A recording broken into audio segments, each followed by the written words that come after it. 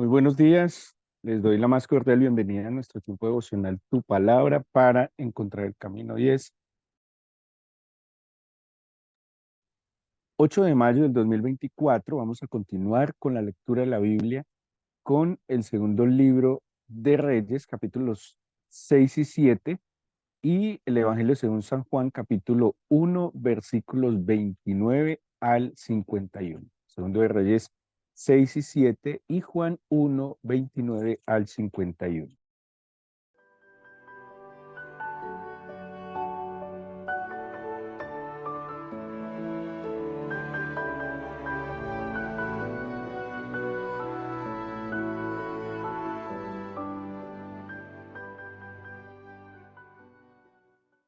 Quisiera simplemente resaltar en la lectura del Antiguo Testamento.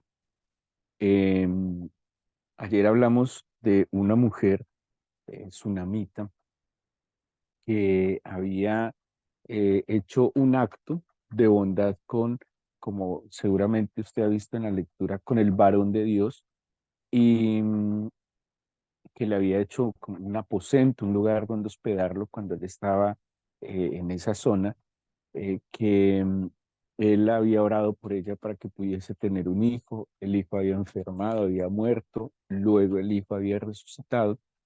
Y en los capítulos de la lectura de hoy hubo una situación donde eh, Israel, estamos hablando del norte, cuya capital era Samaria, es sitiada por los sirios. Esto trajo una hambruna en Samaria, y la tsunamita había tenido que huir por el hambre. Pero vuelve a aparecer en escena, o sea, en medio de una situación nacional. La Biblia nos resalta la situación particular de la tsunamita. ¿Y cuál situación nos está contando? Pues que ella, después de haberse tenido que ir por el hambre, de haber abandonado sus cosas, pues le fueron restituidas, ¿sí? Y hace, o resalta más bien el texto, como pues esta mujer seguramente le ha sido tenido muy en cuenta su fidelidad, su amor, su generosidad, y cómo el profeta también va a interceder delante del rey para que le devuelvan a ella sus bienes, sus tierras y todo lo que ella tenía antes. Y quisiera que fuéramos hoy al Evangelio de San Juan, en el capítulo 1. San Juan, hemos hablado en otras oportunidades, es un evangelio único, singular, diferente. Seguramente algunos de ustedes habrán escuchado cuando se habla de los cuatro evangelios, que tres de ellos son sinópticos, hablando de Mateo, Marcos y Lucas, y el cuarto evangelio, según San Juan, es un evangelio aparte y singular. ¿Por qué se toma en cuenta y a la hora de estudiar de manera diferente? Porque no tiene esas características concordantes de los otros tres evangelios. Mateo, Marcos y Lucas se pueden estudiar de manera paralela. Tienen muchos textos que comparten. Incluso hay una similitud en la estructura, en el contenido, siendo obviamente Marcos el más básico, pero de allí se llaman sinópticos porque se pueden ver en un paralelo sinóptico y analizarlo, ¿sí? En cambio, Juan es un libro que tiene muchos eventos que no encontramos en los otros tres evangelios. Es una, digámoslo así, una visión muy particular de la evangelista de la vida y obra del Señor Jesucristo. Entre otros casos, por ejemplo, Juan y ningún otro evangelio habla de las bodas de Caná, el milagro que hubo en las bodas de Caná de Galilea. Juan, por ejemplo, cuando habla de milagros, los menciona como señales, así lo resalta él.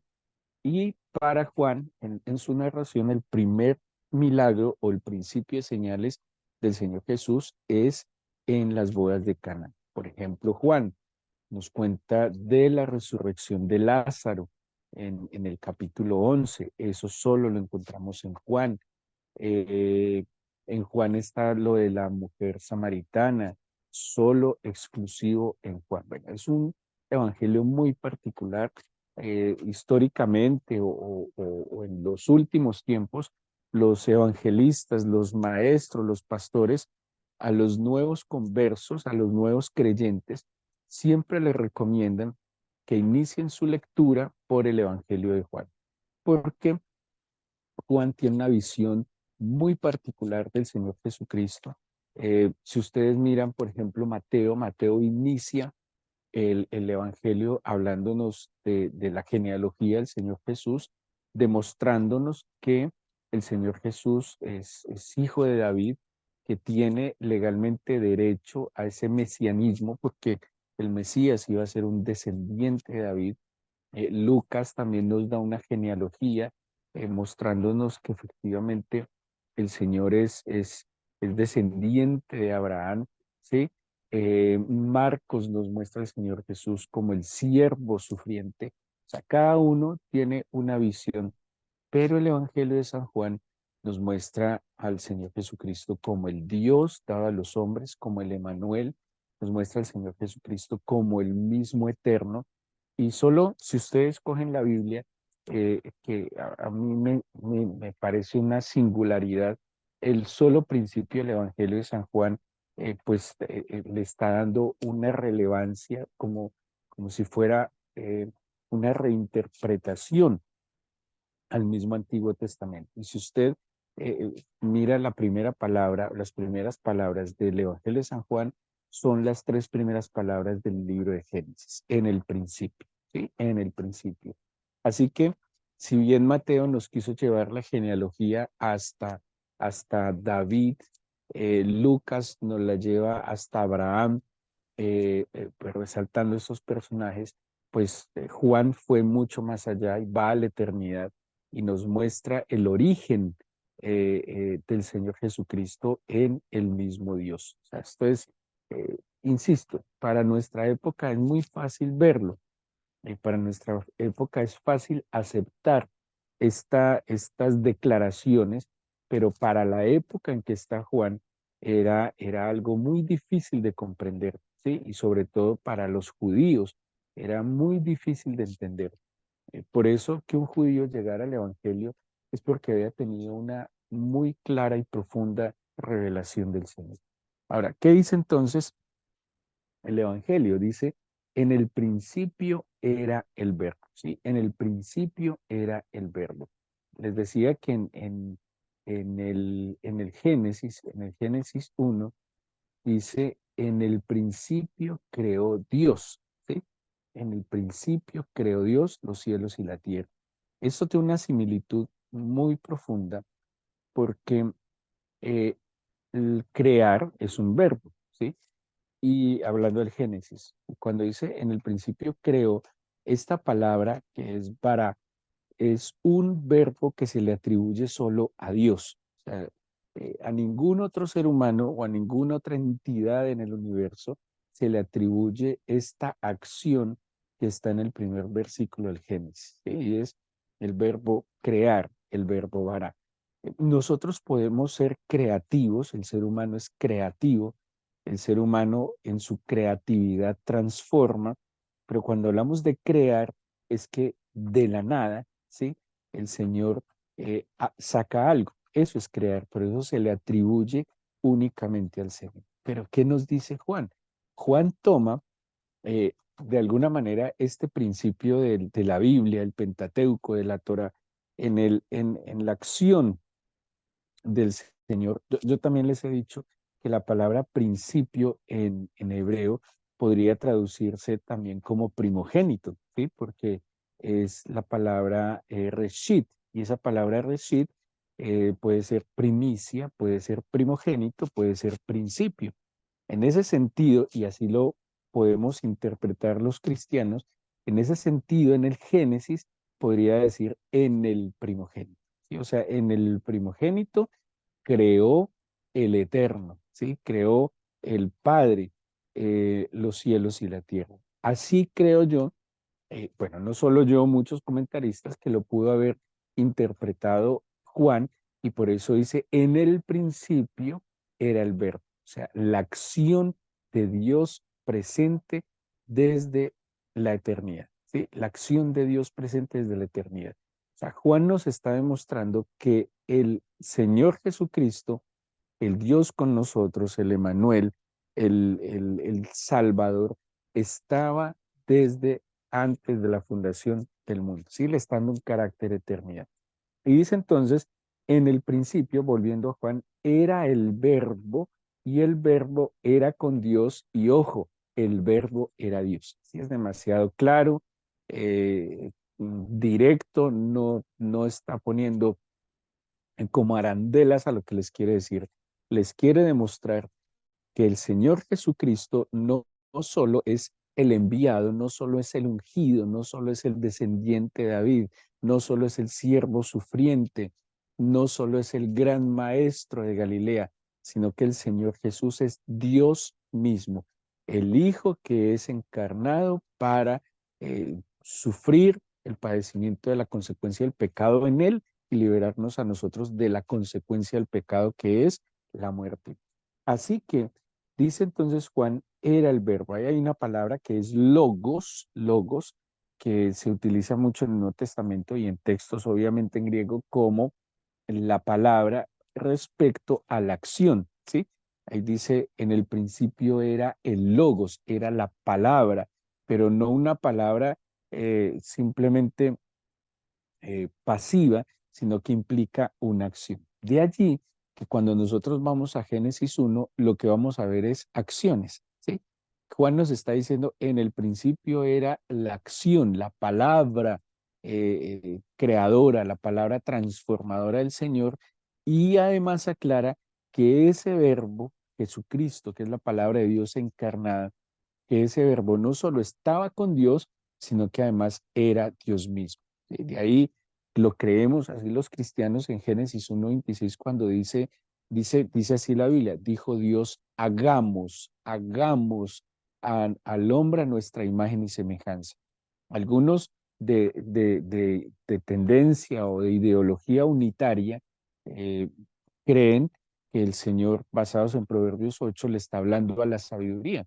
Nosotros que creemos, o yo por lo menos, en la idea del Padre, del Hijo y del Espíritu Santo, creemos o creo que allí está diciéndole el Padre, haciendo partícipe al Hijo y a su Espíritu, que es el aliento de vida, que creen al hombre a su imagen y semejanza.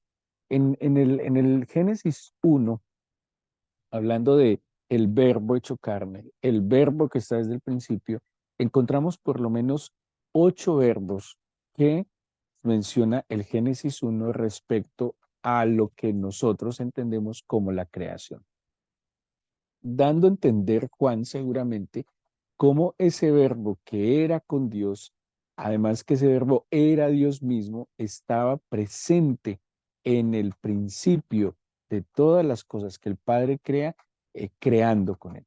¿Qué palabras encontramos? ¿Qué acciones? ¿Qué logos? ¿Qué palabra encontramos que es acción en el Génesis 1? Crear, dice, él creó, decir, ver, separar, llamar, hacer, bendecir y santificar, ¿sí? Por lo menos, digámoslo, en una vista rápida encontramos estos 8 verbos, estas 8 acciones creadoras del Señor desde el principio. Esto es muy importante, porque nosotros seguramente como creyentes hemos escuchado durante mucho tiempo que se habla del poder de la palabra, ¿sí? Y que la palabra tiene poder tanto de crear como tiene poder de destruir.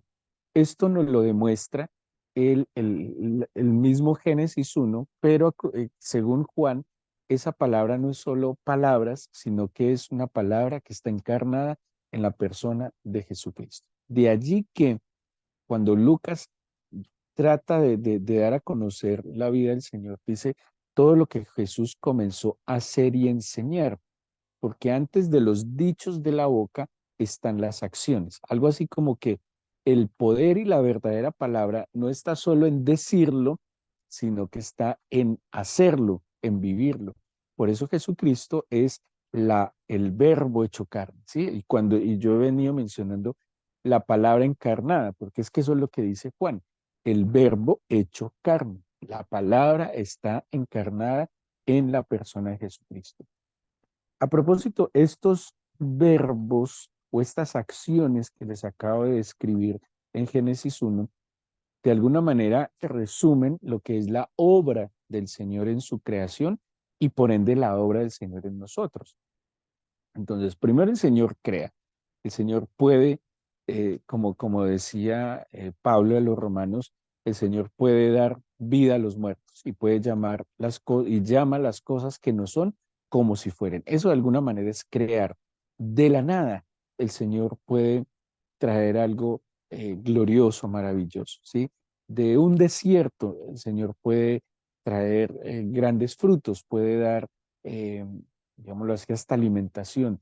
En el sequedal, el Señor puede sacar ríos, ¿sí? O sea, el Señor tiene el poder en nosotros y en la creación de sacar de la nada, ¿sí? Algo completamente fructífero. Esto a mí, qué me genera?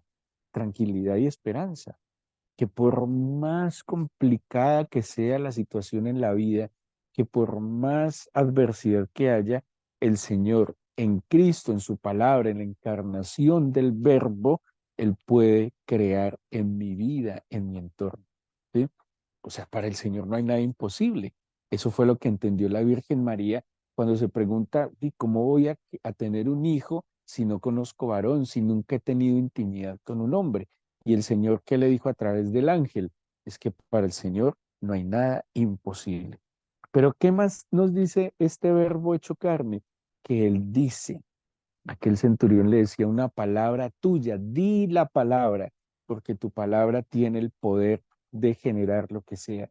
Él vio, y ese ver que vemos en Génesis 1, esa acción de ver, tiene que ver como con la verificación, con la supervisión de que todas las cosas que se están haciendo, que se están creando, tienen el beneplácito, el visto bueno, digámoslo así, el check-in de parte del Señor. Pero también dice que el Señor separó, y esto es una palabra muy importante, porque es la obra que el Señor, como Pedro dice que nosotros fuimos elegidos según el previo conocimiento del Señor, dice, para obedecer, para ser rociados por su sangre y para ser santificados en el Espíritu. Santificar implica separar, ¿sí? Distinguir.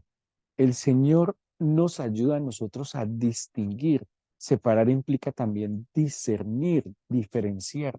La obra del Señor en nosotros es para que nosotros tengamos la mente tan clara que sepamos distinguir entre nuestra mano derecha y nuestra mano izquierda. Cuando el Señor en el libro de Malaquías, el último profeta del Antiguo Testamento, él dice es que no saben distinguir entre su mano derecha y mano izquierda. A lo bueno llaman malo, a lo malo llaman bueno, están completamente confundidos. La obra del Señor en nosotros nos lleva a que distingamos, a que separemos, a que tengamos discernimiento claro, a que no seamos llevados, movidos por corrientes o por nuestra propia confusión o por nuestros temores o por nuestras dudas o por nuestras inseguridades o por nuestros conflictos, sino que tengamos claridad de discernir todas las situaciones tal cual llegan a nuestra vida. Pero dice también que el Señor llamó, y ese llamar es darle de alguna manera un orden a las cosas. Eh, Cuando uno no distingue y no llama las cosas por su nombre, pues obviamente fácilmente puede ser preso del engaño, de la mentira. Eh, Ahorita les decía, llaman las cosas buenas, creo que eso lo dice el profeta Oseas, llaman las cosas buenas malas y a las cosas malas las llaman buenas. Pero cuando yo tengo capacidad de discernir, de separar, pues empiezo a nombrar las cosas como son. Lo malo es malo, lo bueno es bueno, lo medio bueno es malo, ¿sí? Y lo medio malo sigue siendo malo. O sea, no hay opción. El Señor claramente lo ha dicho que no hay un punto intermedio, no hay, digámoslo así, una alternativa a lo bueno, a lo malo, a la luz, a las tinieblas, a lo recto o a lo torcido, ¿sí? hay un solo camino, pero el Señor dijo, si tú no estás conmigo, estás contra mí, no estás en el medio, no existe esa postura intermedia respecto al Señor. Luego, además de que el Señor llama, hace, y ese hacer es, como decía David cuando estaba consagrando el templo, él decía, lo que dijiste con tu boca lo has hecho con tus manos, porque las manos ejecutan las palabras del Señor. O sea, el Señor no es un demagogo como vemos tanto hoy en nuestros políticos. El Señor, porque hablar bonito, discursos, pues cualquiera. ¿Sí? O sea, las palabras son tan fáciles de enunciar, pero el Señor Jesús y el Eterno no simplemente se limitaba a discursos demagógicos, sino que él lo que decía con sus palabras lo hacía con sus manos. Es más, bajo la visión de Lucas que tantas veces les he mencionado, el Señor primero hacía con sus manos y luego enseñaba. Y dice, los últimos dos verbos que tenemos, bendijo. Bendijo. La Biblia dice que la bendición del Señor enriquece y nunca añade tristeza con ella. Bendijo es darle el sello final de lo que el Señor crea, de lo que el Señor hace, de lo que el Señor separa, de lo que el Señor llama. Eh, la bendición del Señor es su respaldo, su aprobación. Y como le decía, no sé si recuerdan cuando aquel rey contrató al profeta Balac, el rey Balac contrató al profeta Balaam para que maldijera al pueblo de Israel. ¿Y qué le dijo? El Señor se lo impidió. Le dijo, lo que Dios ha bendecido, nadie lo puede maldecir. Por eso yo insisto con el tema de la situación con Israel, que ahora hasta los cristianos atacan y maldicen a Israel. Lo siento, pero Dios lo quiso bendecir, así como lo quiso bendecir a usted, como me quiso bendecir a mí. Y lo que Dios quiso bendecir, nadie lo puede maldecir. Y no esté yo hallándome en contra del Señor por apresurado en mis palabras, por apresurado en mis emociones y por dejarme llevar de ciertas corrientes progresistas, sino que yo debo tener claridad de que lo que bendijo el Señor, nadie lo puede maldecir. Ahora, descanse en eso, que si usted sabe que es un bendito, que es un bendecido por el Señor, pues le pueden decir lo que quieran, le pueden tirar la piedra que quieran, le pueden atacar lo que quieran, pero si el Señor determinó la bendición sobre su vida, no hay nada que se pueda poner en contra, ¿sí? Porque el Señor lo determinó. Y eso es lo que Balaam le decía a Balac. Por eso cada vez que él trataba de maldecir al pueblo de Israel, terminaba bendiciendo. Y en eso descansemos. Si el Señor nos dio su palabra, confiemos en que su palabra está por encima de cualquier conjuro, maldición, mala intención que pueda haber en este mundo. Y por último, habla de santificar, ¿sí? Y santificar tiene que ver, como les mencionaba ahora, con ser diferentes, diferentes y exclusivos. Somos su posesión, le pertenecemos al Señor. Como dice el Salmo 100, somos ovejas de su prado. Él nos hizo y no nosotros a nosotros mismos. Somos su pueblo. Dice la carta a Pedro que somos su linaje, que somos un pueblo adquirido, que somos una nación santa, que somos un real sacerdocio. Esa es la visión que Juan tiene del Señor Jesús, es el verbo hecho carne. Todo lo que el Génesis nos está anunciando del Señor como principio de todas las cosas, como primogénito de todas las cosas, como primicia de todas las cosas, pues están claramente plasmadas y evidenciadas en el Evangelio de San Juan. Ahora, ¿qué otras cosas nos habla el Evangelio de San Juan? Nos habla de la vida, de la luz y de que tenemos una posibilidad de recibirlo, de creer en su nombre y de conocerlo en el caminar.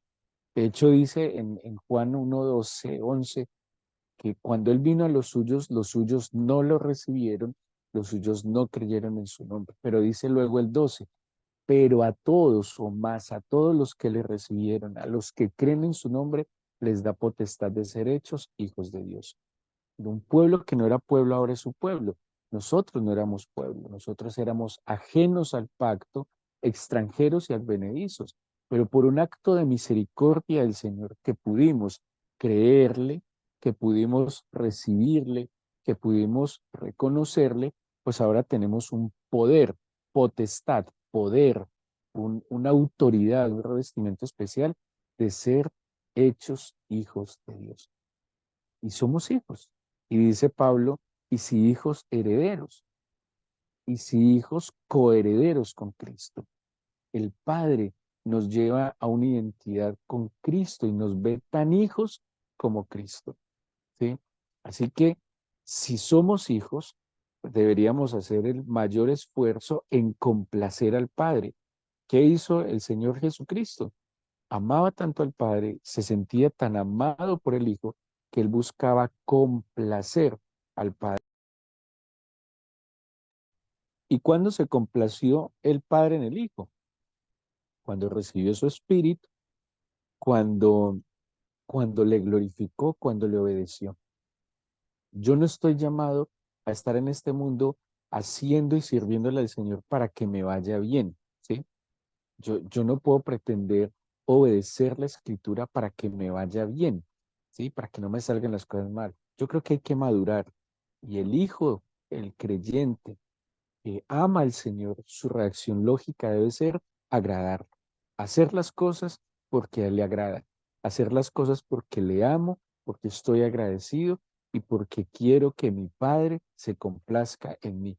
Ese es, creo yo, el deber ser de caminar en Cristo y vivir una vida grata delante de Él.